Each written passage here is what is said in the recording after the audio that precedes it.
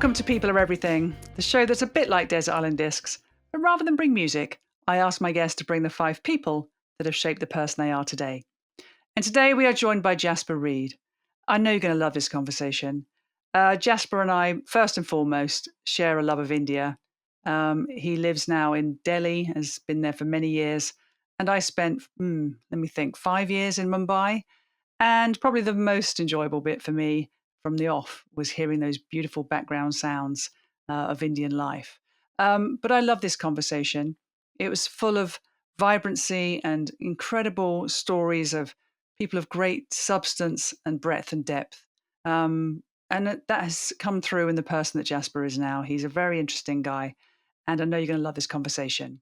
So let me introduce you to Jasper Reid.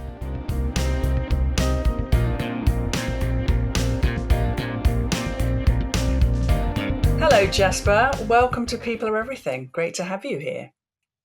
Delighted to be here, Julia. How are you? I'm all right. I can already hear sort of familiar sounds in the background of India. I know you're calling from Delhi, I think, today. Yeah, we've got honking horns. We've got generators going off. So we've got power cuts. We've got massive construction, and if we're very lucky, we'll have a couple of monkeys running across the windowsill. I'll give you a warning. I'm quite homesick already. I love India. I've spent many years there, and every time I speak to someone in India, I can hear the background, and I'm just like, I remember that. You kind of get used to it. It's the sound of the city, as it were. I mean, I was in Mumbai, but Delhi, I imagine, is very similar in terms of background sounds. Same sort of thing. I think it's the sort of occupational hazard, Julia, of 32 million people and all their stuff. I think, but I kind of agree with you when we talked before about the idea that if you come back from living in, one of these India mega cities like Mumbai for you, or Delhi for me, or Calcutta or Bangalore, and you move to a London or a Paris or whatever, you have this sort of strange loneliness because it's so much quieter. Yeah, it takes a lot to get used to. Yeah, you miss the noise and the bustle and the colour and the people and the youth and yeah. Well, let's get into how we know each other then, because I was introduced to you by my dear friend Kate, and I think she connected us first of all because of the India connection. Actually, I think she's gotten to know you and knows that the work you're doing over there. And I think that's where she thought, well, these two people should be talking. So I was very pleased to be introduced to you.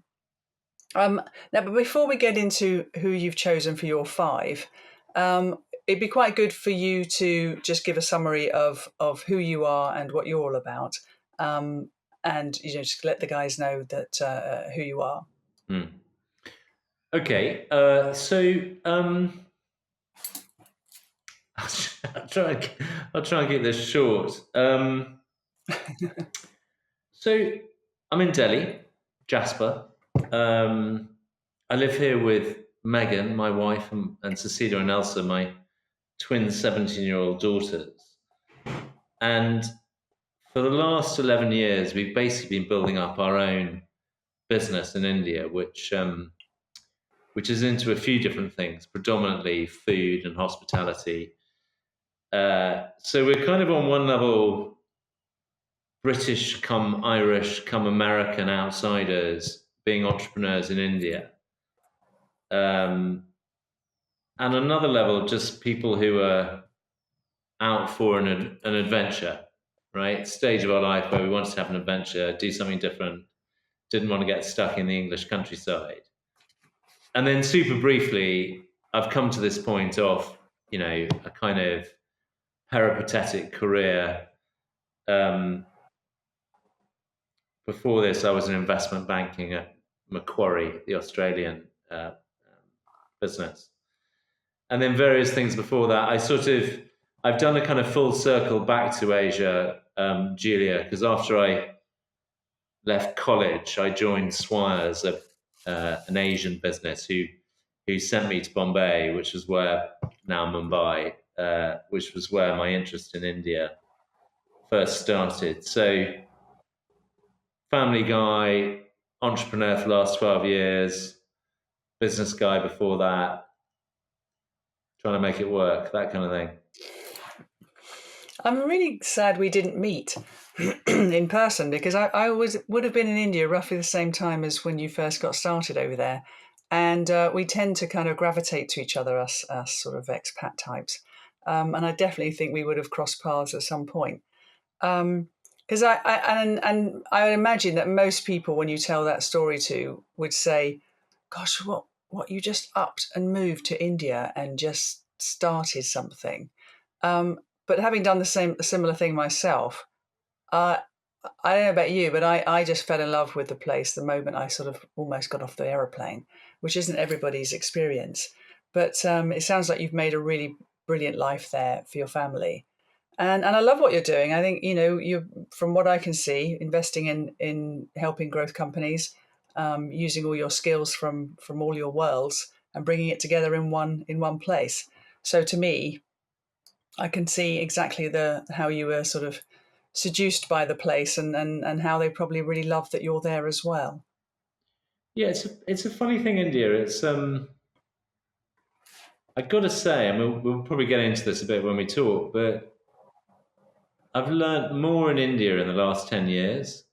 I mean, at all sorts of levels, from the kind of spiritual through to the nuts and bolts of business. I've learned more here than I ever learned before. Which, I mean, you'll know this, Julia. It's if you're looking for kind of one of the world's great um, kind of corporate entrepreneurial arenas, Hmm. I think along with mainland China,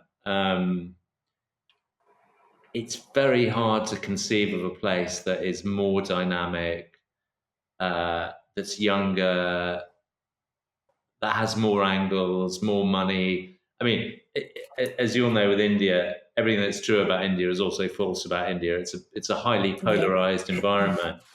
But I think that's been, unlike you, I'm kind of attracted to the place, and often people aren't. Um, but it's an incredibly enriching place in terms of knowledge and the rest of it. And it's a place where I think there are some cultures you go to where it's much harder to access that learning and that growth and that development because people are there are barriers, right? So if you try and do this in Japan, that's harder, right? It's a more isolationist place. Uh, you know, I think China's a harder place, even leaving aside, whether you've got Mandarin or not. But India has this. It's not just all the things that can help you develop. It's the willingness of people to let you access it, right? It's Yeah. an incredibly hospitable, open, interested place. And I think that's the secret of it, right? It's you when you're here, you compete along with everybody else, but you can compete because people are interested in letting you. Yeah. Oh, 100%. I remember, um, actually, so many things you've just said echo with me. But that hospitality, that kind of welcoming of you and everything you bring, and that openness to try things, and very enterprising, very, um, just kind of ambitious, but in a really joyful way. It's like everything's possible. Let's just try it. Now, and I was very taken with the place, and I've got some dear friends there still, and I'm heading back actually end of this year, just to kind of see everyone. But yeah, and all the great food and the great colours and the sights and the sounds, and that thing about youth as well. Um, I think unless you live there, you can't really experience that. It's like that youngness of it is actually really, really compelling. So listen, India obviously holds a soft spot for both of us. I'm sure it's going to be interwoven into this conversation. Um, but before we get into who the five are, um, I've been asking my guests how they found the process, because I think that's actually quite revealing of who you are a bit as well. As I say before, some people find this very, very straightforward. Other people find it incredibly challenging. So which camp did you fall into for this? So I think it's sort of somewhere between the two. I can't say that prior to thinking about it, Julia, I had a kind of set list of five people. And actually, as I'm sure other guests would have said, the process is pretty interesting, not least that it's only 5, right? I probably have a list of 20 people, but shortlisting 5 is a bit harder. And then it's a sort of interesting exercise in that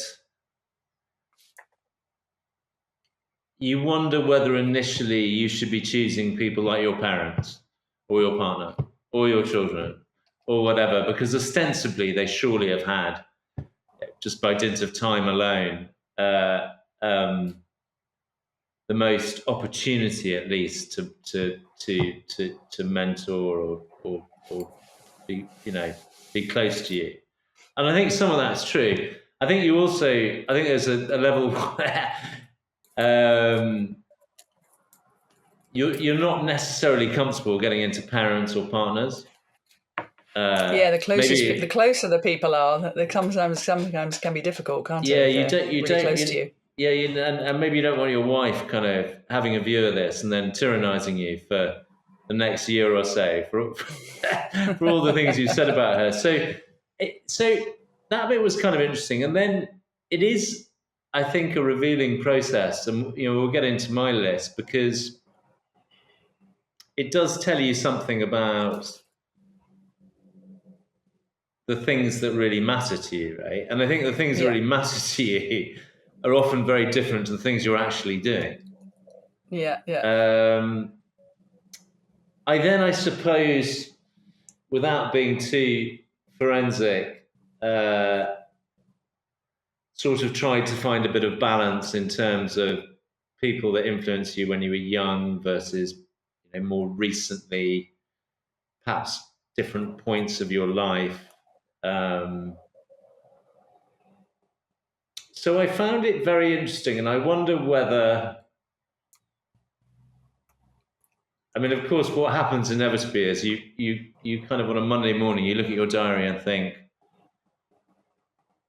oh my God, I've got my podcast with Julia, right? I've got to do this now. I better get my 5 names together, right? So you sort of promise yourself you'll think long and hard of this. You'll be thinking about it for weeks on end. So I wonder, having said that, I wonder whether the list is different next week and the week after. I don't know. I suspect that of my 5 names, and we'll get into it, probably at least 3 would be there next week and the week after. Anyway, that's sort of something about the journey. Well, it's a point in time, even if it's not a Monday, it's a point in time of your life, isn't it? You're having to take the time to really think about those people today. And yeah, of course, things are going to change. And I love what you said about your loved ones. If you really want to stretch that idea, Jasper, try writing a book. I wrote a memoir recently, and most of my nearest and dearest are in there.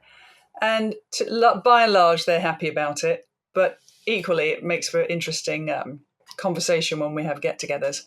Because you're right, when you commit something like this, when you say publicly how you feel about something or someone, it is indelible then. It's there forever. Yeah. So, tread carefully today, Jasper, I would. I'm only kidding. Say what you want. Okay, right. Well, I imagine that I would have a similar experience, I think, if I was to have to write my 5, if you forced me into it. Because, the caveat being that you could include so many people, but these are the 5 that matter to you.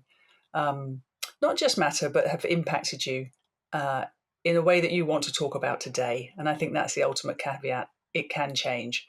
But right now, under pressure from me, let's get into it. So who is your number 1? Tell me who that is. Well, so I'm going to do this. I guess that's the other question, is in what order should people be? I'm probably doing, I imagine, what a lot of people do. I'm just going to do them chronologically from sort of when I was younger to now. Okay. Let me open up with my grandmother on my father's side, Margaret Reid. And again, it was interesting here. I think there were very strong arguments to choose my father or my mother. I chose my grandmother, Margaret, for a few reasons. Margaret, known as Peggy, as you know, the old. I think lots of international listeners or viewers might be intrigued at how Margaret becomes Peggy. It's just. I know. I Um, know a Peggy, same thing. But how yeah. does that work? How does it happen? I Yeah. don't know. In the same way that actually the most Jaspers that people know tend to be black Labradors, not people. Maybe it's the same strange logic. Anyway, Margaret Reid, uh, um, gosh, Granny, Margaret Reid. I mean, she died, I suppose, 20-something years ago, 30 years ago, at a decent age. So a woman of that vintage, a woman born before the First World War, yeah, who lived through the Second World War, at the beginning of which my father was born. So a woman of that age, and I think that's probably one of the reasons that she sticks in my mind. Is, I mean, we all grow up and grow older in ages that change quite quickly, and every generation thinks that their generation has developed more than the previous generation. I mean, I think there is a strong argument that what has happened in my lifetime is quite dramatically different to what happened in Margaret Reid's lifetime. Mm-hmm. And so I had a very close relationship with her, not least because my father's a soldier, and so he moved around everywhere. So that was a peripatetic life. It was also a life that involved a lot of time at boarding school. And because of boarding school, my parents might live in Cyprus or in the United States, whatever. I was at boarding school from a young age, from just before 8 years old. And so my grandmother, who lived in Edinburgh in Scotland, and then later on the Isle of Wight, was a guardian of sorts, right, for when you were in the UK. And these were the days when, unlike now, I have friends who live overseas with children at boarding schools in the UK. And as far as I can see, either the parents are constantly in the UK, they actually live in Hong Kong or Dubai or whatever, or the children are constantly in Hong Kong or Dubai. But this, of course, is in the context of the boarding school world where you were dropped off and picked up, right? And there's no question that your parents would be flying over. So Margaret was the person who would pick me up at airports. She was the person I would go to half term with. So I had quite a bit to do with her, possibly more than you would have to do with you. In a funny way, maybe more than people have to do with their grandparents now. I don't know. So now the reason she's my first. What do we call these people? Influencers? Whatever you want. Just someone who's impacted you in some way, maybe shaped the person you are. That kind of thing, really. Yeah. Well, number one on my list, Margaret Reid. So, why? Why is sorry? Let me get rid of this. Why is she on the list? She's on the list because for two reasons, right? One is who she was and how those values affected me, and the other was what she taught me, right? So on the first one, she was really a remarkable woman. She brought up my father on her own because my father's father, my grandfather, just wasn't present for various reasons. But in the process of doing this, and this was during the war years, right, having been effectively abandoned by my father's father, she not only brought up her son, my father, I think sometimes under quite difficult circumstances. She was a full-time teacher, a full-time educator, But on top of that, she was highly, highly political. And she fought 2 by-elections for the Labour Party in the age when, and this is long before the Margaret Thatchers of this world, in the days when it was not seen as necessarily suitable for a woman to fight for a constituency. Now, she never got to be a politician or an MP, but she ran it a very close thing. So she fought, there was a well-known politician who was actually one of Margaret Thatcher's great favourites called Airy Neave, who was later on in life, he was blown up by the IRA next to the House of Parliament, was killed. But my grandmother fought him a couple of times and ran him very, very close, which was interesting in the sense that he was a great war hero, and she was fighting seats that were safe, this is in the UK, safe conservative seats against a conservative grandee, and she almost got them. On top of being a full-time mother, on top of being a full-time teacher. So I think, none of this, in the indulgence of a grandmother to a grandson, right? And she was very indulgent to me in many ways. These are not things that she seeks to impose upon you, but they're things that came through in the kind of character of the woman. So that's sort of one reason I admired her then and admire her now. Now, the other part of it, as I said, was what she brought to me. And she was really my first and quite formative influencer in the modern parlance. I can't think of anyone that's less like a modern day influencer than my grandmother. She doesn't take pictures of her food. Yeah, she doesn't take pictures. She's not on TikTok. But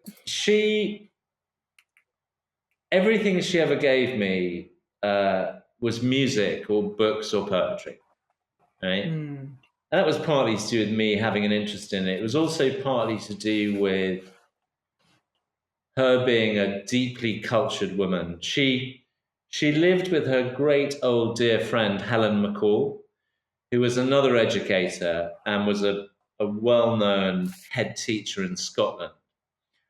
And Helen and Margaret, whether in Edinburgh or later in the Isle of Wight, represented little pockets of intelligentsia, super cultured women. I think it was more to do with the age to a certain extent, incredibly well-read, politically highly attuned, and very, very knowledgeable about music in particular. And even today, I have great racks of cassettes, all of which were classical music. So when I remember my grandmother, I remember her not only as a doting person who looked after me when my parents were elsewhere, but as a woman of great fortitude, fantastic work ethic, tremendous value. It's also quite religious, but of deep, deep culture. And this is the important thing. It's a bit like the Indians kind of wanting to accept you, right? There's knowledge and there's the acceptance or the giving. But her great skill and the great gift to me was providing all of this access, right? And later on we'll get onto the pay it forward bit, but I still maintain to this day that having a grounding in the arts, in culture, all of these, we used to sit there and listen to Beethoven symphonies, Mozart symphonies, Handel, Brahms, everybody. And having that around you is terribly important. And it also, well, I think it's terribly important, turning into a kind of pompous old man, but it's I'll finish up with Margaret in a second, but there's something about getting this very young. It's like getting anything very young. You could be learning to play golf. You could be learning gardening. But what she gave me in terms of a cultural appreciation at that age, from a young age, right, from the age of about 6, 7, 8, has stood me in tremendous stead. And I certainly value, just in comparison to the modern age, having been brought up in a pre-digital environment, Mm-hmm. because you simply didn't have the distractions, right? And even though I'm sure I was a fidgety young man like any boys, you could sit happily and listen to a concerto at a house in Edinburgh or the Isle of Wight in a way that I think is much harder now. So, for all of those reasons, and I haven't begun to do her justice, Margaret Reid is my number one formative influencer and mentor. Well, she sounds amazing. And I mean, when listening to you talk there is like a couple of things. One, I'm a little bit jealous. I think to have someone like that in your life is an extraordinary gift. But at the same time, a sort of a sadness for you in a way. It's like that you were, you took so much from that experience and that person, but it was also a little bit compensatory, I'd imagine. It's like, I don't know if I don't. I had a peripatetic life in that I moved. I think my book starts with I moved 6 times by the time I was 7. So I understand what it is to be uprooted and move around and to have a constant person there for you. And she sounds incredible, but I wonder if there was uh, an exaggeration of her impact on you and her because of your need for her. Because you know what I mean? It's like she was there to kind of fill all these gaps in a way from maybe relationships that were more typical of home life. And that made everything that she gave to you even more exaggerated, even more precious, even more influential. And she was amazing, absolutely. But I can imagine as an 8-year-old boy, you're just like, just absorbing all of this at sort of 2-3 times the kind of natural way of impact of adopting something. I hear what you're saying, and I think that she certainly acted as someone who sort of filled gaps or possibly missing things. Having said all of that, I think from a very young age, Julia, I was a highly independent, and I still am a very independent sort of a person. Mm. And in that sense, once I was out the door of my house, age 7 or 8, Yeah, you were off. I was kind of gone. And Yeah. in a way, actually, I think her success, perhaps the way I'd look at it, I mean, I completely understand your thought process, and some of it I think is very valid. I think one of the ways I'd look at it is, if left to my own devices, I would be running wild out in the countryside somewhere. I mean, I before I went to boarding school, we lived in Cyprus, and because it's hot there, school would start very early, and you'd be done by I think about 1 o'clock. And I spent my entire time shirt off, pair of shorts, running across the kind of hills and the vales, jumping off cliffs into the sea. And I would have continued to do that. But I mean, I might have put my shirt on in Edinburgh, I think. I mean, but her great achievement was sort of somehow pinning me down and keeping my interest. Refining you. Yeah, no, I love it. Yeah, and that was the yin to my kind of, yang. Yeah, no, I can completely relate. And I can relate on so many levels. I was that kid too. I was climbing trees way too high, and I was out from dawn till dusk. And I had a Peggy, if you like. Her name was Ellie, and she wasn't my parent either. And she just gave me that kind of grounding that says, okay, that's all well and good, but let's. And interestingly, she was into classical music. She was into poetry. She was into all kinds of things.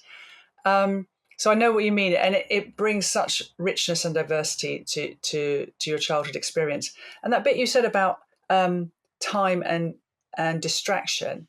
Also, Peggy would not have been on her iPhone. She would have sat down with you at that your 8-year-old self and explained things and talked to you about the world and like I say, listening to that concerto together for whatever period of time that was. Um, it was one of the most depressing things of my day-to-day observation is when you go into like a cafe or a restaurant and you see parents or with children or whoever, and they're all on their phones, and I think, well, hang on a second, the people are right in front of you, and yet you're connecting with people who aren't even in the room. So it could be a bygone era. We may not get that back, but I'm glad you had that experience, and she sounds absolutely marvellous. And we should both do some research on how Margaret becomes Peggy, because I don't understand either. And I know a couple of Peggies. So brilliant. Well, she sounds fantastic. Let's get on to number two. So number two, sort of somewhat connected to number one, Lucy Warwick. So Lucy Warwick was one of my school teachers at high school level when I was between the ages of 16 and 18. I went to a boarding school in Yorkshire, and Lucy was she was both one of the senior English teachers, but she was also the theatre director. Now, I've got Lucy on my list. I think Lucy would be, going back to that point about whether the list changes by circumstance or age. I think my age and circumstance might change, but I think Lucy would still be on the list come hell or high water. And she's very much still around. So now, why is she on the list? So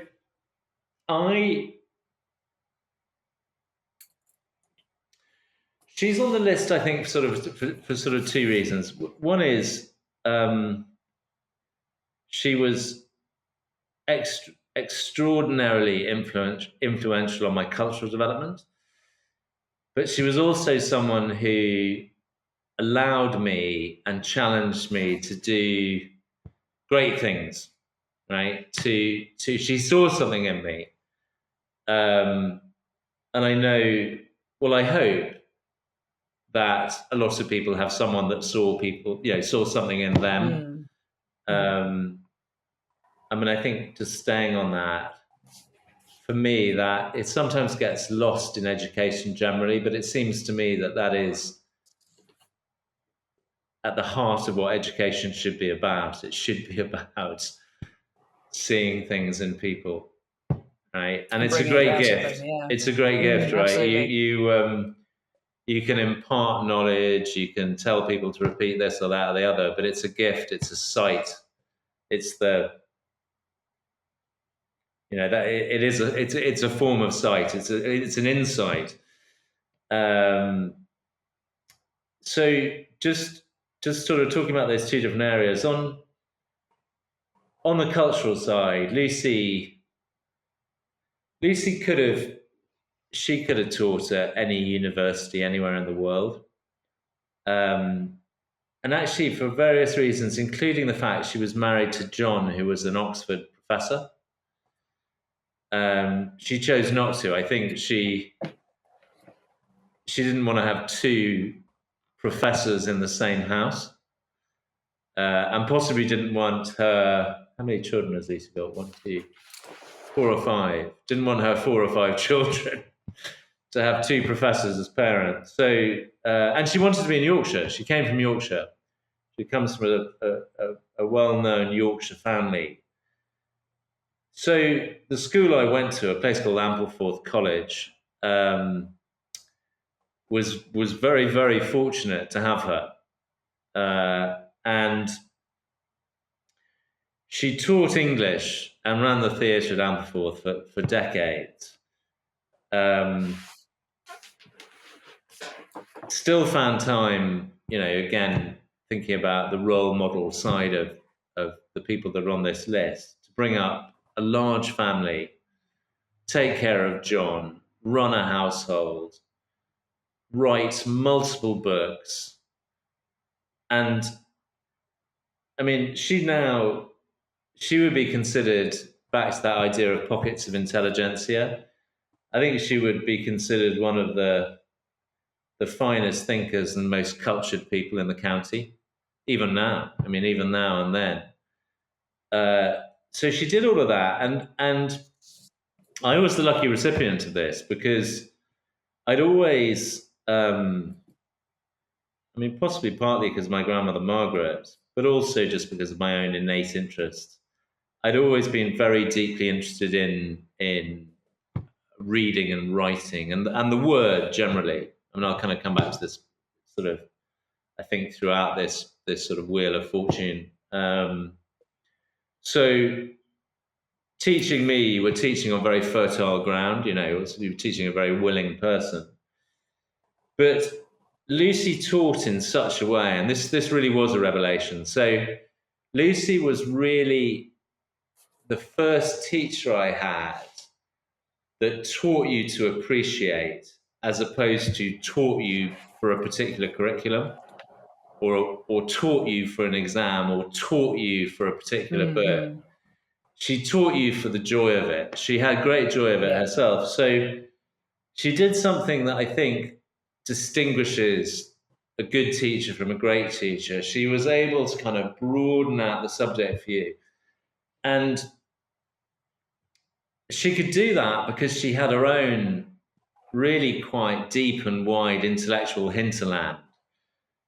So rather than the usual exercise, let's say for O-level or A-level English, of studying a particular book, she could take a book, for example, I don't know, I remember studying Hard Times, rather turgid Charles Dickens. I mean, there's classic O-level stuff, right? You could have chosen one of Dickens's more interesting works, but you choose Hard Times, which is a bit of a slog when you're 15.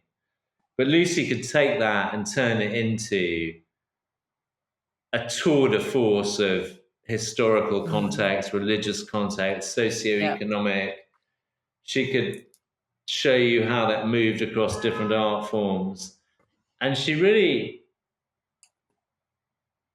kind of put her money where her mouth was in sort of both senses, because she would often go down to London or Oxford to see John. And when she came back, she would have bought, and gosh, I don't suppose the salary of an English teacher is very high. I think every penny she spent was spent on buying books for people like me. She would buy you books. She would go to Blackwell's in Oxford and buy 50 books and give them out to her favourite student. So all of that was happening. And then at one point, this was very important for me, I had acted at prep school when I was a kid. I had a really wonderful and really well-known theatre director there called Julia Stafford Northcote, who again was one of these women that could have directed at the National or at Stratford or wherever. But she ended up, because she was part of the family, being the theatre director of my prep school, right? So I'd learnt a bit of trade under her, but I sort of, I don't know, I got into bad behaviour, drinking, smoking, whatever you do when you're a young man at boarding school. And then Lucy asked me if I wanted to get back into acting. So I said I'd give it a whirl. And then over 3 really wonderful years, I was part of her productions, but I was very lucky, and this was her backing me. It goes back to this thing about the people that see something in you. Much to the irritation of people who'd worked, who'd been at the theatre since they were kids, or when they come into the school, I went straight into the lead part of Antigone as King Creon. I then played Hamlet for her in multiple productions of Hamlet.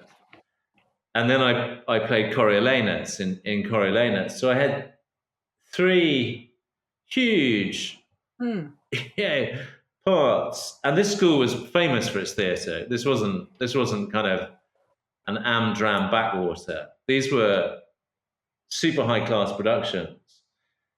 And Lucy just took a punt on me.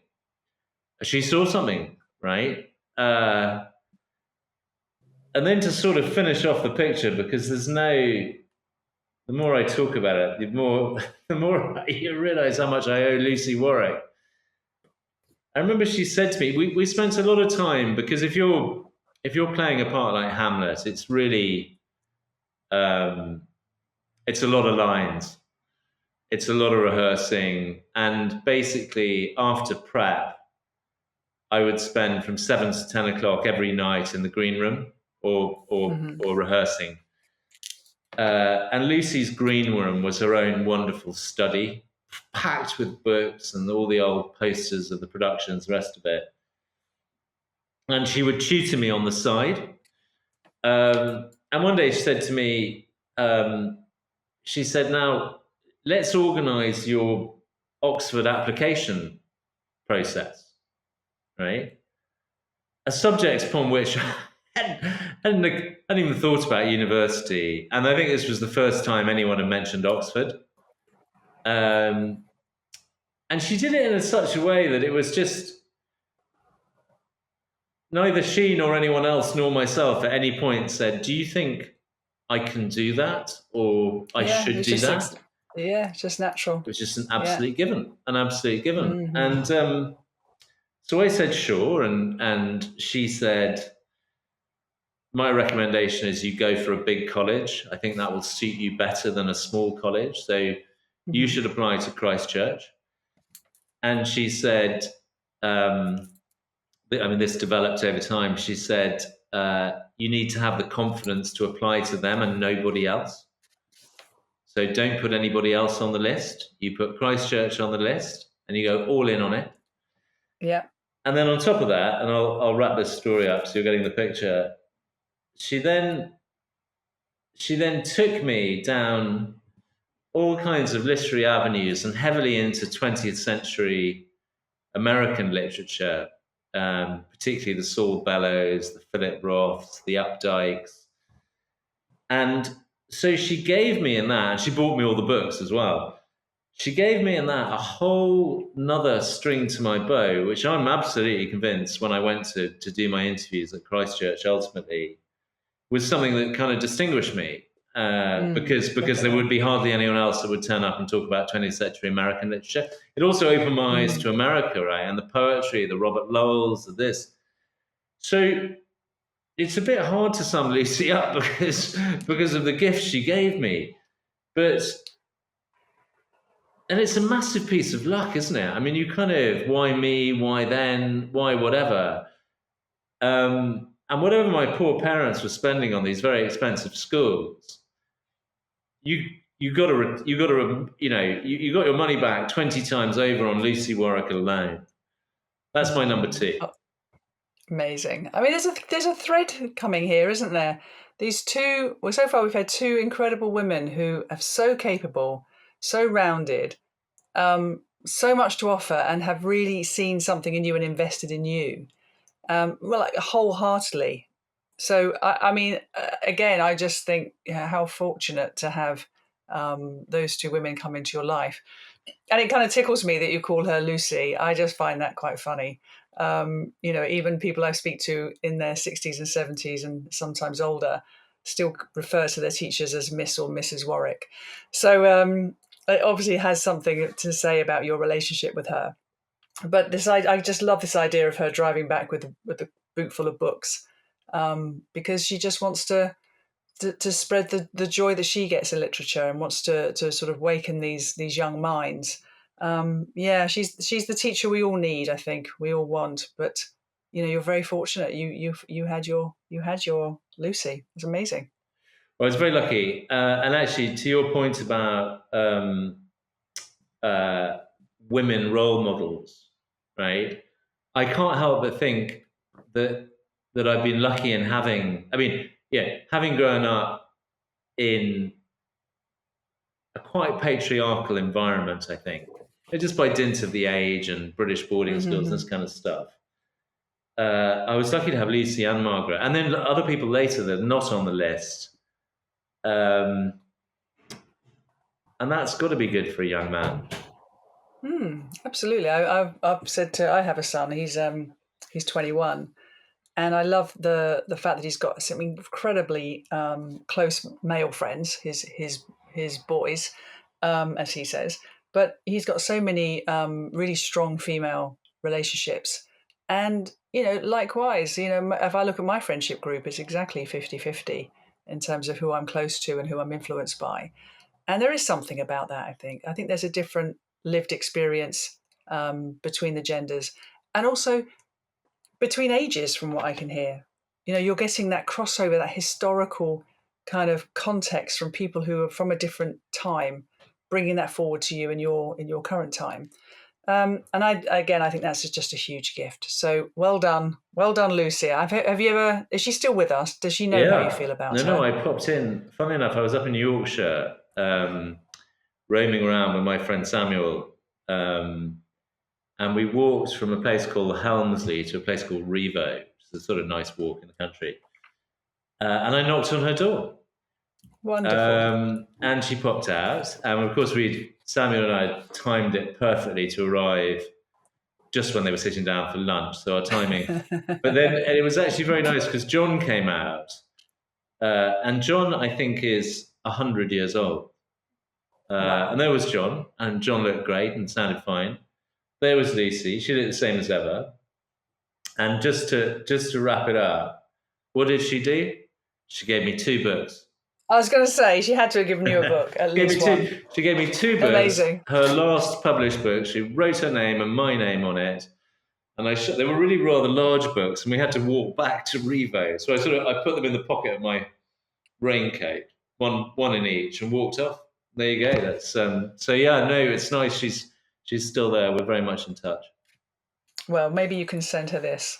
Sort of a little homage. Yeah. Okay, brilliant. Okay, so that's Lucy. So we've had Peggy, we've had Lucy, and now who's number 3? I'm staying at school, and I'm starting to worry that my list is rather kind of front loaded in my life. But I'm going to stay at school. Maybe this is to do with the influence people have when you're younger, right? I mean, or your openness or something. But number 3 on my list is John Wilcox. Now, same school, Ampleforth College. Different subject, right? So while I was doing my theatre and my English literature with Lucy Warwick, I was doing my rugby with John Wilcox, right? And I think I'm partly bringing this up because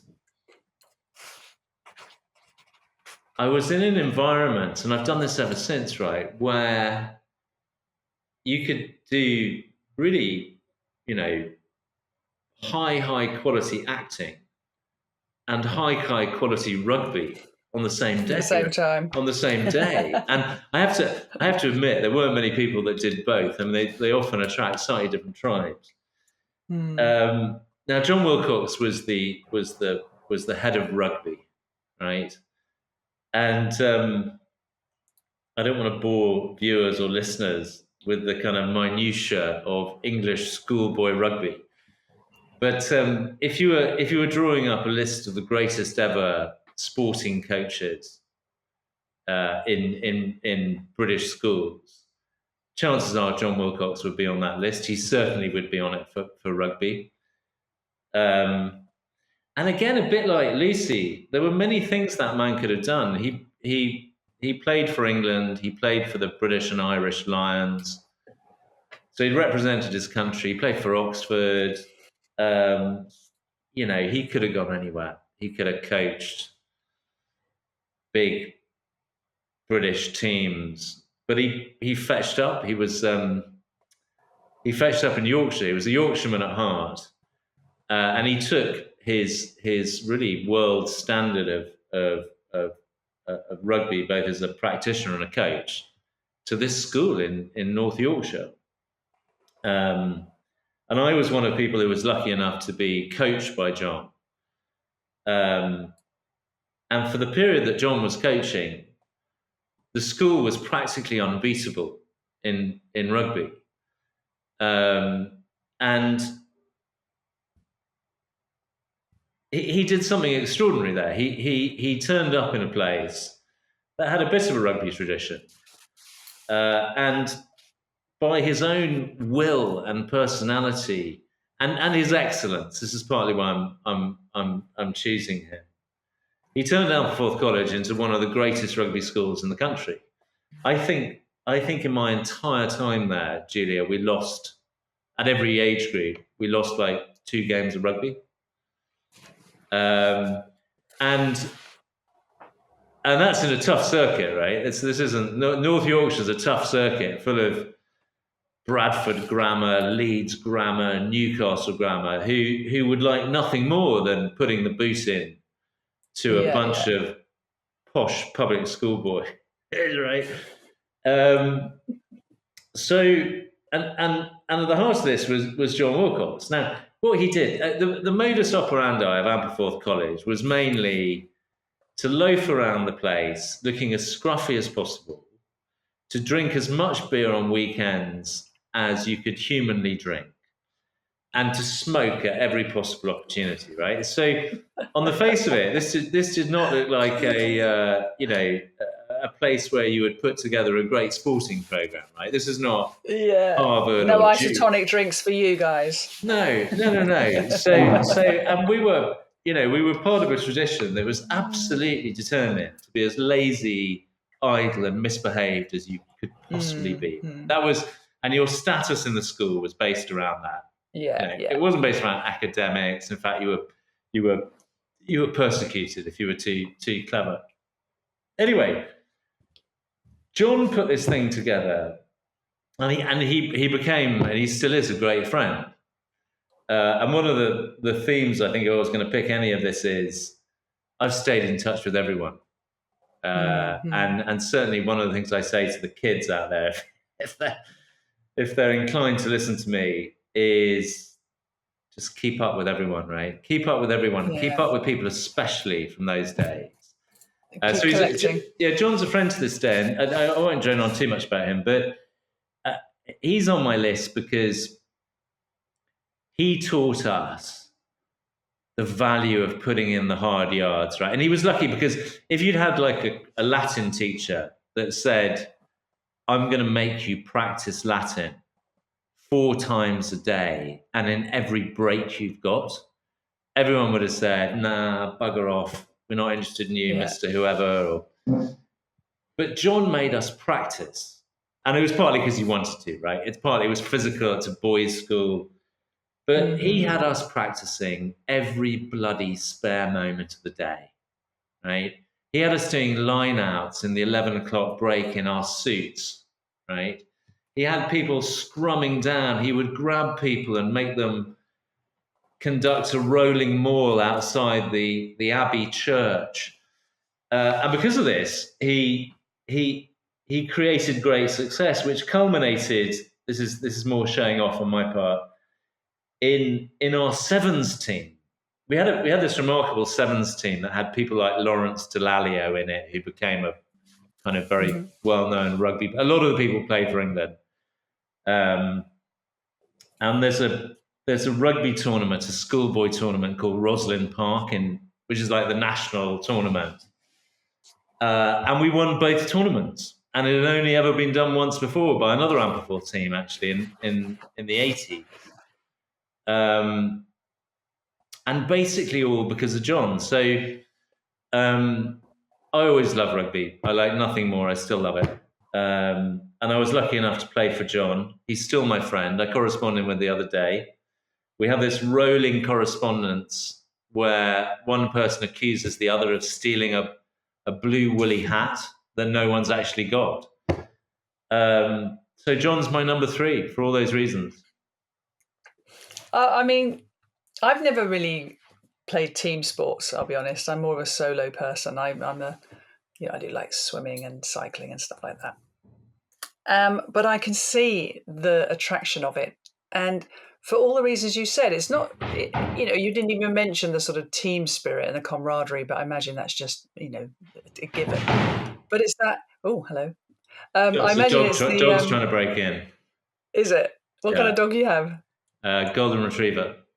Oh, my favourite. Well, let's see. He might be able to join us in a minute. But I love this idea of the every waking hour practicing, and but what I love is that it led to success. So there is the lesson there. It's like you. It wasn't like it was for nothing. It was do this, and we will get this good, and you all benefited from that. To win to put all that hard yards in and to then win, at a very good level must be incredibly rewarding and taught you something. It's probably why it stayed with you this whole time, because it's always beyond the sport, isn't it? The sport itself is one thing, but it's the things that go in and around that sport that kind of stay with you for the longest time. Yeah, no, I hear you on that, and I think there's something special about. I mean, physical team sports, right?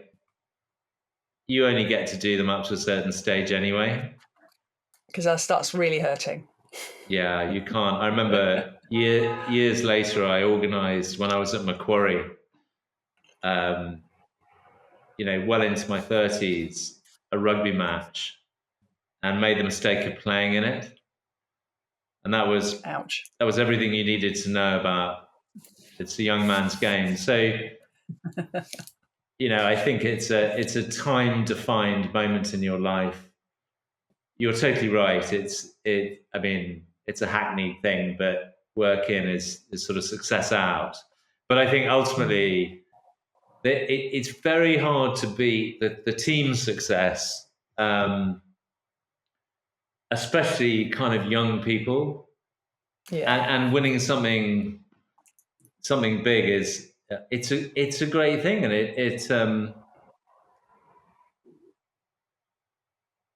I mean, we were really lucky, right? We were really Mm. lucky. But if I think about the kind of Lucys and the Johns, um, what they also did is they kind of set a benchmark of, it's not just they saw something in you.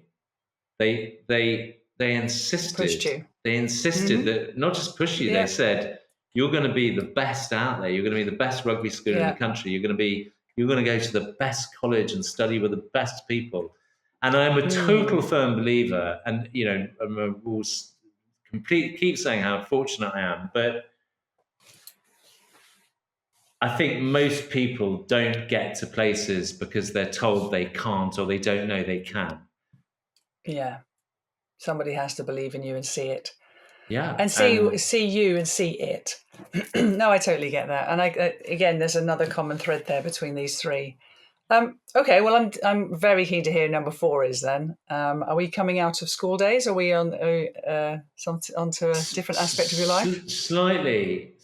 I should. Again, I'm realizing I had a slight temptation to drop a name and add a new one, but I don't.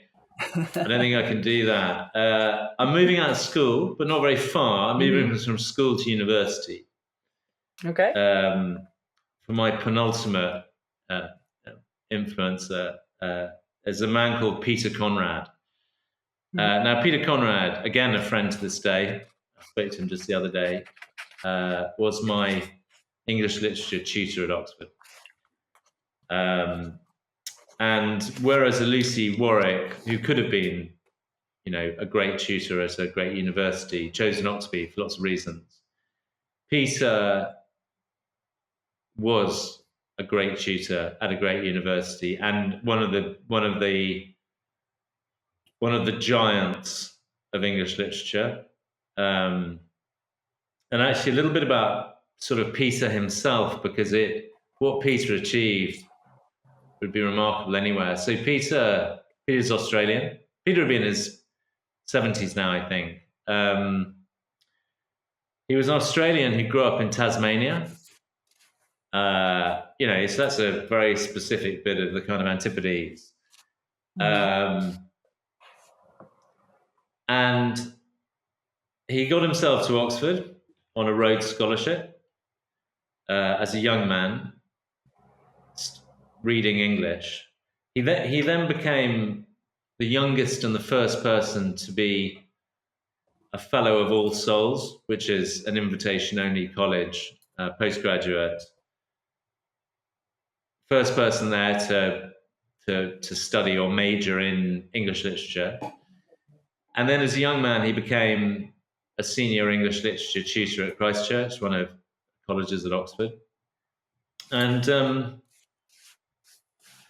I mean, there's no end to the people that that Peter has influenced. I was saying Richard because I mean, there's a long list of famous writers and this, that, and the other. Probably the most famous person in the arts world is someone called Richard Curtis, who the big director who did 4 Weddings and a Funeral and Love Actually and Notting Hill and all these kind of things.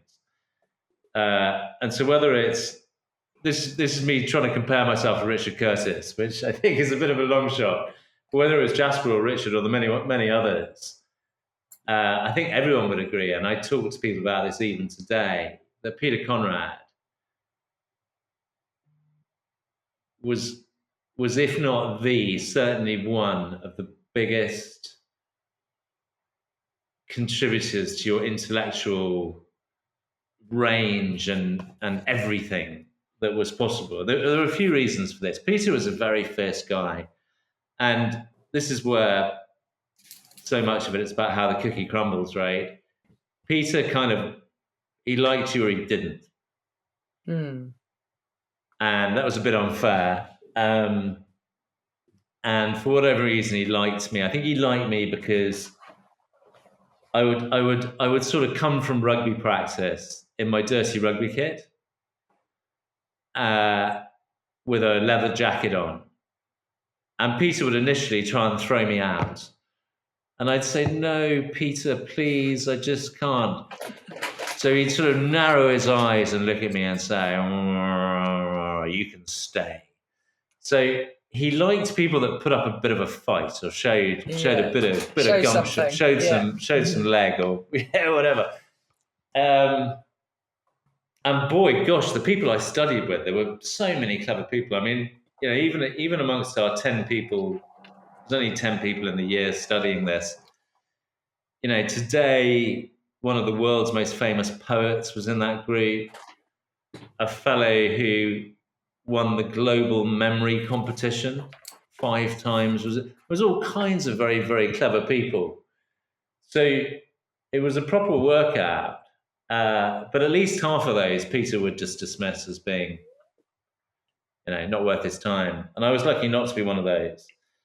And the thing about Peter, and I won't go on about it, but he had this exceptional ability, and it's been very influential on me to connect things, right? And he took what you learned a bit with Lucy around different art forms and how you linked culture and society and history. He took it to another level again. So you have a full term studying Shakespeare, but he could take a Macbeth or All's Well or Romeo and Juliet or whatever, and he could take you on this wonderful journey into Japanese cinema, into design in the Middle Ages, into different religious culture, tribalism, everything. And in that sense, and this for me is the misunderstanding for me of when people talk about the value of arts degrees. Yeah. An arts degree for me is a device that makes you think. And there's lots of terrible ones that really aren't worth the paper they're written on. But the best ones are devices by which you energize and activate young people's minds through the greatest works of art ever, right? And it's the most incredibly powerful thing if people can do it properly, which Peter really, really could. Because you may or may never become a Goethe, you're unlikely to, a Shakespeare, you're unlikely to. But having the privilege of spending time reading that, and there is something special about reading, because reading, every time you read, it's different, right? You could read Hamlet 20 times in a lifetime, and it will be different depending on your age, circumstance, etc. But the magnificence of this is that what that means is that every single reading of Hamlet, and there's been billions of them, makes Hamlet different. That's the point, right? There is no one Hamlet. Hamlet is what it is to you in that moment of your age, there and then. And there is something incredibly powerful about that, because it gives you this idea of a reading, how you read people, how you read situations, how you read books, has become very, very influential in my life. And it's one of those things where, like so many things in life, it is rich with technique, right? How you read, people believe that reading, like listening, is a sort of commoditized thing. It absolutely isn't. So you learn that distinction from Peter. And the last thing I'll say about him, and it's very important, Peter had an apartment in New York, he had a flat in London, he had a house in Lisbon. The man was so cultured and traveled that not only was he in little old Oxford, England, be able to rip through a spectrum of the arts, but he opened your eyes to the world. And actually, the one thing I wanted to do when I finished at Oxford was get the hell out of the country. And I've got him to thank for that. So, Peter Conrad, here's looking at you. Amazing. Again, just the depth and quality of the people that have come into your life is really breathtaking, actually. I mean, to have one of those types of people come into your life and invest in you and influence you that heavily is the stuff of books. You know, I feel like you could write their story and your story together, 3 times over already, 4 times over. And it's like, it's just, I don't know, there must be something about you that draws these people to you, which I don't know if you've ever thought about, but there must be a certain energy you give off. And I know you say, you're a bit challenging, you might have been a bit maverick, you might have been a bit, a little bit feral or wild, or they saw some sort of spirit in you. But it'll be a combination of lots of things. And I totally get what you mean. It's like these people, I mean, it sounds so glib to say open your world or open your mind, but they're such huge gifts to actually impart that lust for knowledge, that lust for travel, for wanting to know the arts, even sports, to take sports to a level that you've taken, has enriched your life. And I can totally see, again, why you're in love with India, because it's a place of complete possibility and complete, there's so much cultural sort of depth to that country, and so much diversity and so much possibility. And that courage to just say, I'm taking the kids. We're going to India now. This is what we do now. All of that, you can probably track that all back. And I know we're talking a lot about your school years, but they're so defining, and fantastic that you had these 4 people so far in your life. So let's get into number 5. I can't wait to hear who number 5 is. So number 5, sort of a departure. I mean, there are educational, cultural links between Margaret, Lucy, John, Peter, and my 5th is David Stewart. David Stewart is my business partner and the chairman of my business. When I feel like I'm in his good books, I dare to call him my business partner. When my default is he's my chairman. So the context here. So the business that with David, we set up David and another David actually, but this is David Stewart, not the other David Lloyd. We set up the business in London that's become the business that I now operate in India. David is, I think these days, he's what you call a city grandee. For listeners, that's someone in financial services in the city of London. He's chairman of Caledonia, which is a big fund. He's on the board of this, that, and the other. He was the European president of something called Fidelity, which is a very big and global investment group. And actually, it's a nice little story, this, because David, who's a bit older than me, he and I started in the same company. So when actually going back to Peter, sort of towards the end of Oxford, I think my father said to me, "What are you going to do about a job?" And I was horrified that he would even bring this up. I was horrified and quite insulted, actually. I don't know what I was thinking I'd do, but my poor father sort of broached this topic and I almost had a fit. The thought of having to work or my father interfering in my life was just almost too much to bear. But I went, long story short, I fetched up getting into a company called Swires in Hong Kong. Swires is one of these big old trading houses. And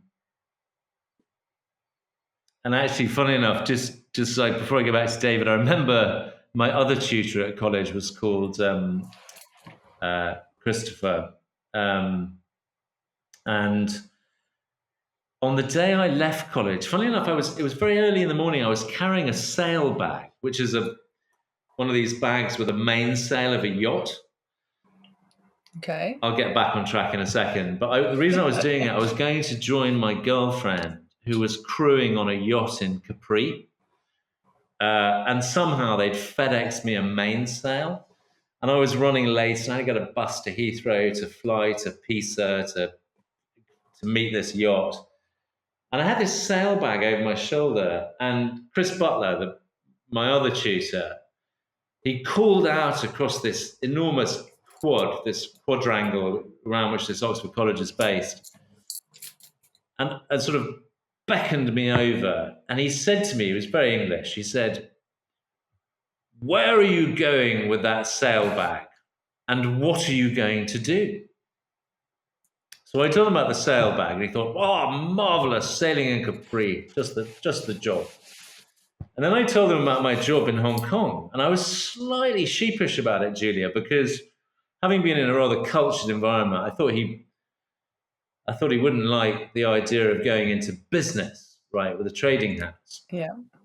So I said, I'm doing this and that. And he stood back and in this booming voice, he said, "Splendid." He said, you shall civilize the business barbarian. What a thing! And it stuck in my head. I don't think I've civilized the barbarian quite yet. But going back to David, the reason this is relevant is David, some years before me, had also joined Swires. Yeah, but he'd left to go into financial services, a bit like I'd left after they posted me to Papua New Guinea, and I didn't like that. Didn't like the sound of that. But I met him locally. Actually, it was a nice story. This because we have a house in Oxfordshire, and he has a house in Oxfordshire, and we met socially. And I met him just at this time when I think David's about 15 years older than me. I met him at a time when he was thinking of doing something else, and I was thinking about doing something else. And it was just this happy coincidence where the reason we wanted to do this, we were both, I guess we're Englishmen of a certain sort, right? We were both a bit blue or down about the kind of maybe what we thought was a loss of buccaneering spirits in England, right? I mean, think what you like about Britain, but it has a tremendous history of people going out into the world and doing stuff. Mm-hmm. Sure, some of that was robbing other countries blind, but there were an awful lot of buccaneers and adventurers and merchant adventurers and the rest of it. And I don't want to sound like a sort of old hackneyed sort of revisionist, but anyway, David and I basically said, look, let's do something that's about helping people get out into the world, which is very much what our business has become. And that's what we're all about, is we're all about how you take brands and businesses and expand them. We've ended up focusing on India. But anyway, David and I joined up, and he was age and experience to my sort of youth and excitement and energy. He was a bit of money to my lack of money. and just as importantly, and he's a different guy to my previous four. He's if I take a lot of risks, right? I have a very big appetite for risk, and I like an adventure, and I have a certain energy. David's kind of my opposite, right? Not that he lacks energy, adventure. He actually has all of that. He has all of that, but he's my number 5 because he's a tower of strength, right? Mm-hmm. He's cool when others are hot. He's logical and rational when others are thrashing around. And he has a wonderful personal adage, which is that everything is soluble, right? There's a solution for everything.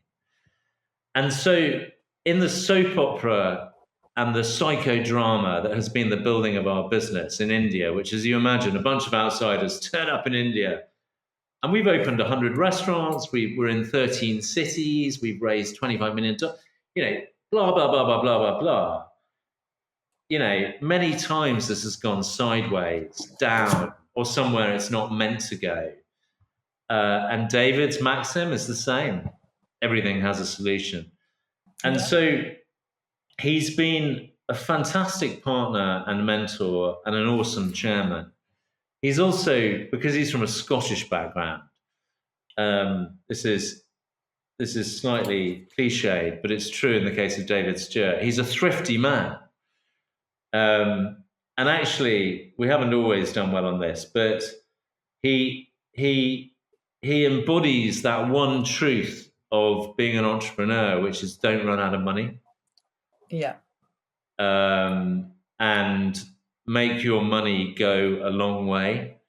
And we wouldn't have got anywhere near where we've got to had it not been for David's prudence. So he's do you know what he is for me? He's sort of, maybe everyone by the time they get into their mid-60s is from another age. But I think David is, and I mean this, he is the best of British. He is the best of British. He is the soundest. He's the most culturally located. But he has this tremendous ambition for Britain, right? And he's not a politician. He could have been a politician. He's cut his teeth in the money markets. And he's just been fantastic for me. So he's my number 5, a kind of, so front-loaded for throughout youth and education. And then something, David's been in my life for 15 years. So that's that kind of bookends the whole thing, sort of. Amazing. Oh, I like the sound of him very much. I get what you're saying is like that sort of solid presence, that kind of voice of reason. You need that. I think, and imagine, we've only got to know each other through this conversation and beforehand. And, but it feels to me like there's a common thread in all these people. They've been constant with you because that's what you need, I'd imagine, to give you the foundation to be the sort of creative risk taker that you are. That's what I've seen. What do you recognise in yourself? Now we've done the 5, what do you recognise in yourself as the sort of common threads that these people have imparted on you and the person you are today? Well, I mean, just sort of starting where you left off, Julia, I think all of these people have seen something in me, right? For sure. But that's when I think about it, that's not an abstract thing, right? It's kind of, they don't see something in you because you sit around waiting for them to see something in you, right? Yeah. Yeah. I think I would like to think that my appetite for adventure, for risk, for doing stuff, I'm typically a quite high energy sort of a person, possibly in a kind of slightly exhausting way for others sometimes, and for myself often. And in that sense, to a certain, I'm trying to pick words that are modest rather than self-aggrandizing, but I think I'm kind of a source of energy that people can plug into, Yeah. and in that sense, and I do think this is something for. I mean, certainly, I spend a lot of time mentoring kids, as I was mentored, right? And so we'll get to that in the karma of the whole thing. But you got to give to get. You Yeah. know, you've got to give to get, and I think so. I all of these people have took an interest, but I hope I've returned it with interest. Yeah. There is a common thing. I'm in touch with everybody, and that's the other thing I think is, and maybe that's kind of how you have to be on the list of five. Mm-hmm. You know, these are relationships that have endured, and I hope will endure. I mean, some of the people on my list are getting a bit older. What else?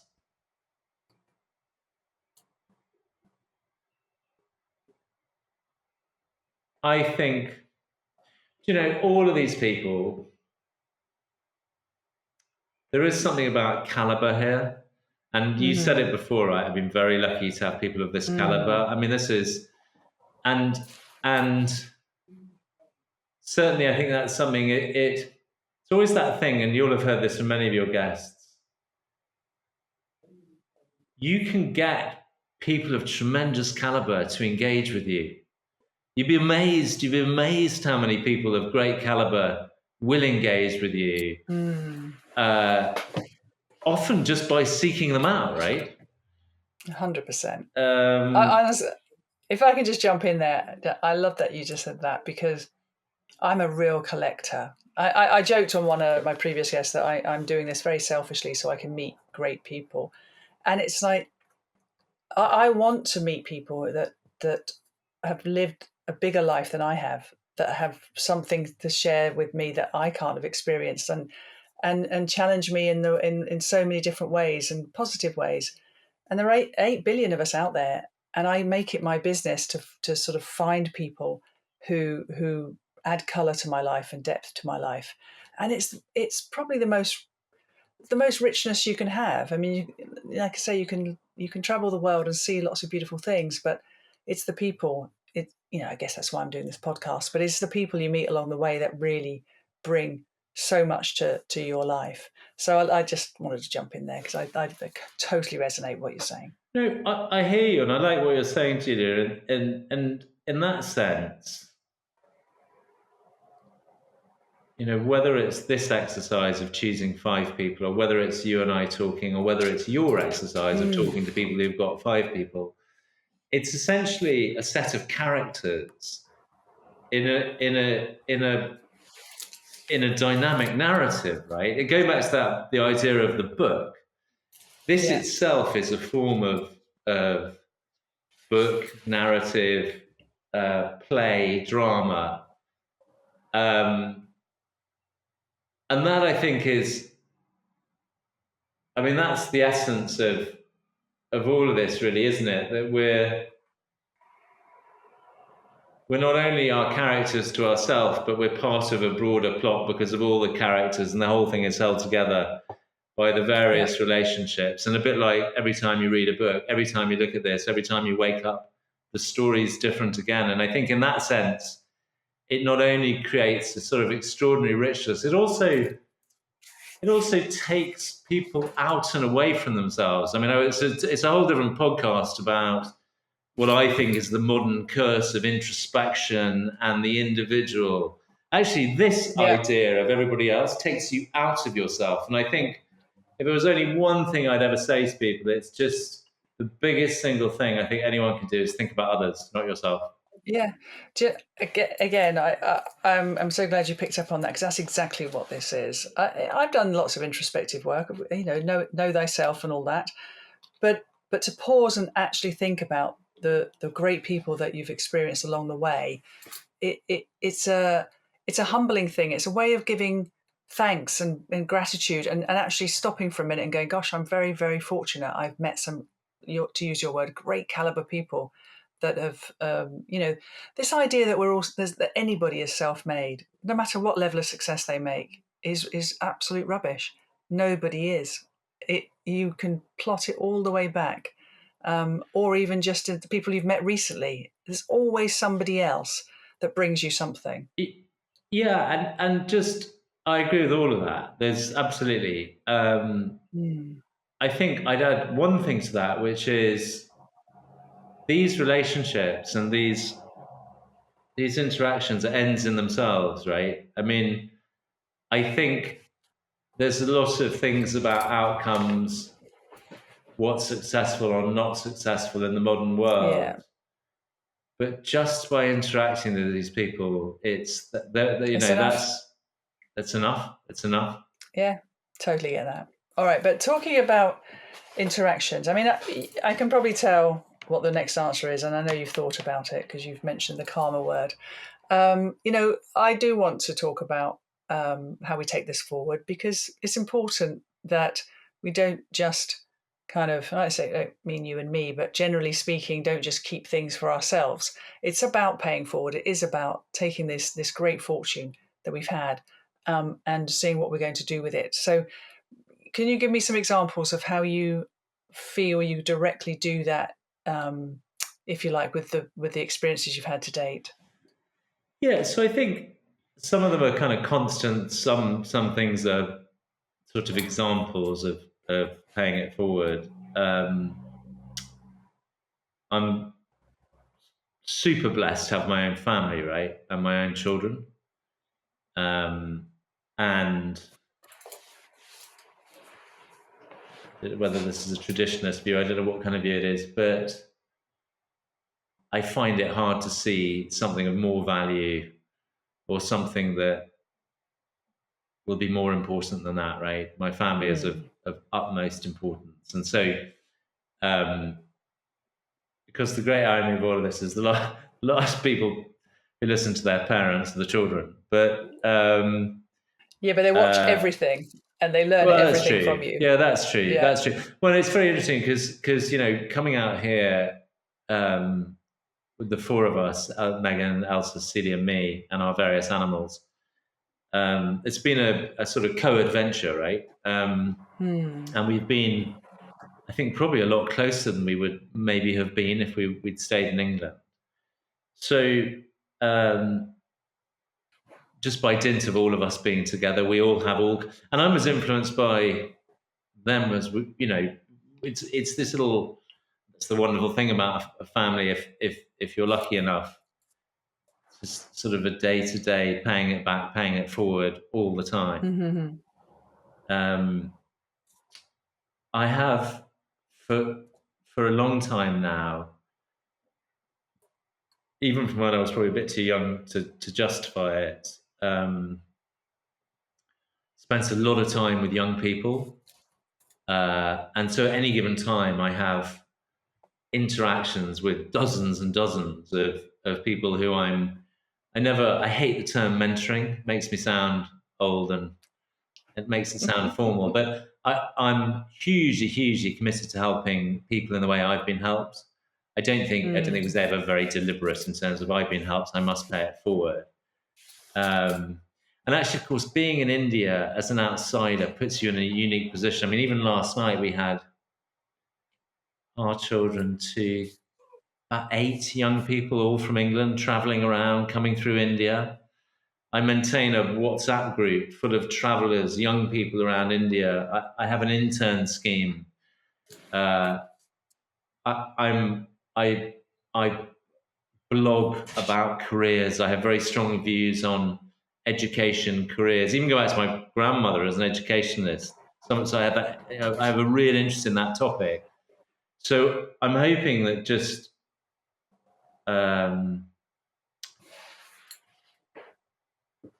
I'm hoping I'm paying it forward like that, or paying it back, whichever one I'm doing.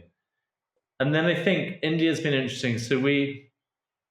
Um, so when we were here during COVID, I think people who follow the India scene will know it was this sort of extraordinary thing that was the same as everywhere, except lockdown in India when half the country is on a daily wage is very different. Yeah.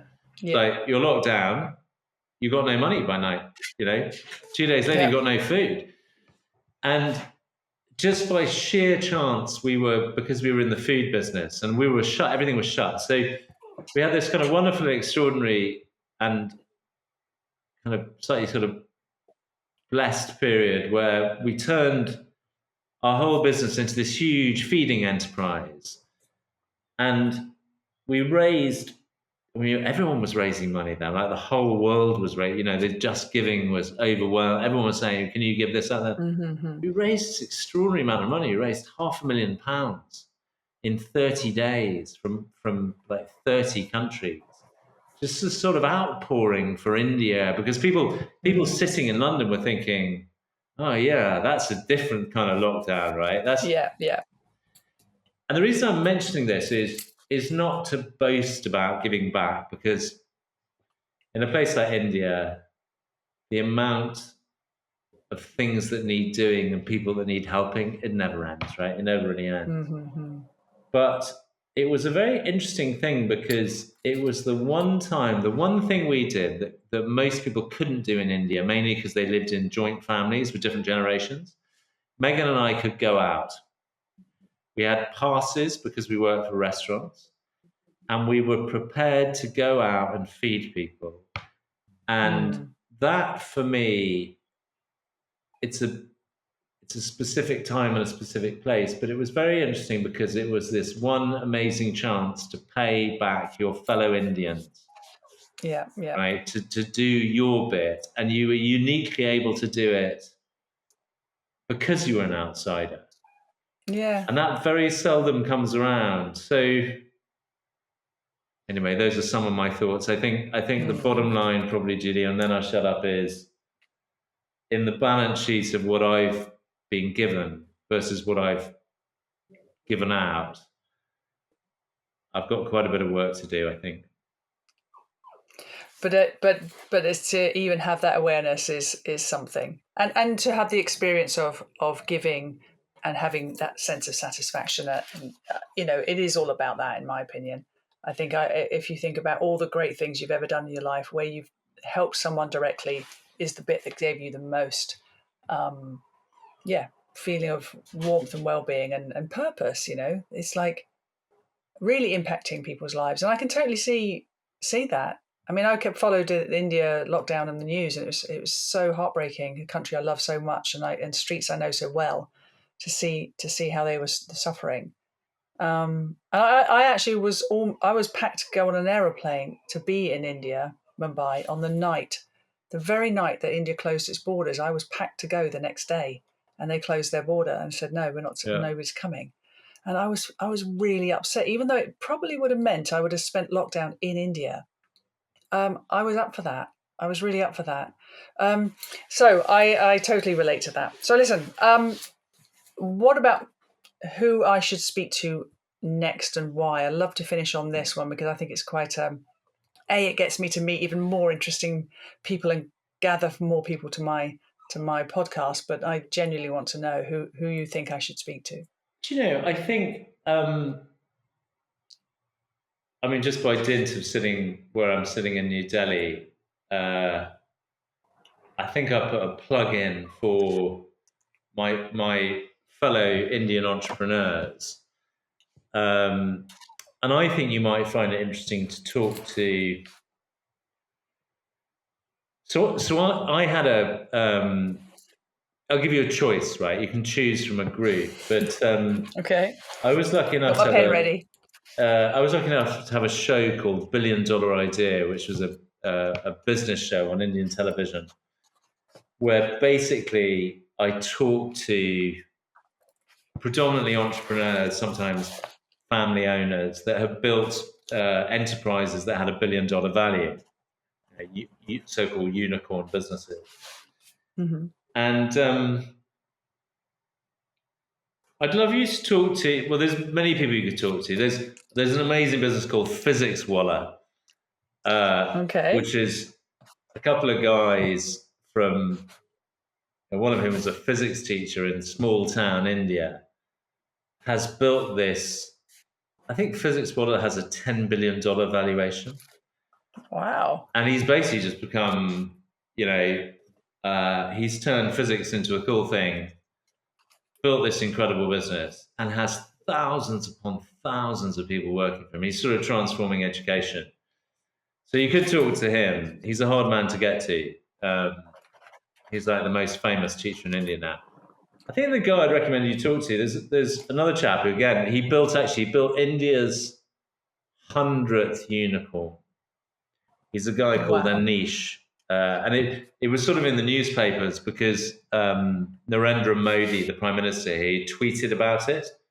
And if Narendra Modi tweets and tags you, that's a really big deal. Yeah, anyway, yeah. He tagged Anish. Anish has a business called Open. And the reason I think you should talk to Anish, whose own journey makes mine look pretty pathetic. Anish founded $1 billion business, right? It's in sort of disruptive fintech space. But when Anish started, he left home. He flounced out of home age 16, right? If you're a boy in the south of India, you just don't do that, right? Good boy, worked hard. You don't do that. Parents flipping out, but he's got a dream, right? And for the first 3 years, when he was working in tech in Bangalore, he lived on the platform of a small railway station. That was his home, right? And when the business became a unicorn business, and Narendra Modi had tweeted about it, to recognize this, he took his team back for the day to the railway station. At this point, he's employing thousands of people.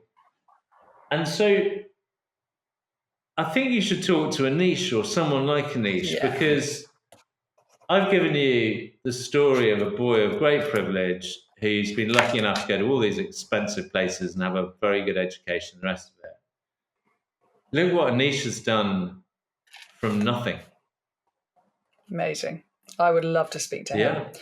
And I tell you, you while you're speaking there, and it's another little bit of my homesickness about India. It's like the enterprising nature of the people I met there. The fact that if you decide, if you have a dream, if you have a goal, and you really apply yourself, there's so much possibility and opportunity there.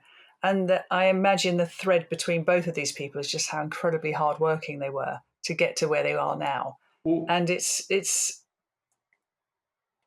go on. No, keep going, Julia. Oh no, and I just I've met several people, maybe not to Anish's caliber, but certainly some highly successful people who have achieved incredible things and come from such sort of poor backgrounds. It's very inspirational. So no, I'd absolutely love an introduction to him. I'd love to speak to him. I'll happily do that. And then the last thought, and then I'll get out of your hair. But India, I think, is an interesting place to explore the topic you're exploring, Julia, because as you'll remember from your time here, this is a place that, you see, karma isn't about helping people, right? Karma, I mean, helping people may translate into benefits for you later in life or in another life. But it's not ostensibly about helping people. Indeed, a lot of karma is about a sort of cosmic justice, okay? So at the sharp end of the market, again, you'll know this, a lot of people will have very little sympathy for the downtrodden because of a belief that it's an outcome of a previous life, or that they deserve it, right? The reason I'm saying, supposed to be. That's where you're supposed to be. The reason I'm saying that is India's a tough place, right? It's a wonderful place. It's a hospitable place. It's many of those things, but it's also a tough place, and it's a place where so many people succeed because almost no one has helped them. Right? Because they've helped themselves. And in that sense, I think sometimes you would talk to some of the most successful Indian people I talk to, they might struggle to get 2 names on the list, let alone 5. And so it's an interesting place to think about because so many people have done it because people don't. Yeah. This It's is really a interesting. this is a dog eat dog place. I would say it to any of my Indian friends, and yeah. Oh, okay. Well, listen, I really hope I meet one or both. The physics Waller as well. I mean, I have an interest in education inside India. That's one of the projects I did back in the day. So we'd have lots in common. Perhaps not physics, but certainly education. So Jasper, it's been absolutely wonderful to spend some time with you today and hear your 5 people. There's so much here that we could talk more on, and I imagine everybody listening would have liked this to continue. But we will have to end here, and I just want to thank you for the introspection, for your sincerity and openness to talk about these people. And I really hope they get to hear this because you've said some marvelous things about them. And if I was on your list, I'd be very happy to hear these things. So thank you for taking the time to talk to me today. It's been an absolute pleasure. The pleasure's entirely mine, Julia. Thank you, and good luck. Thank you.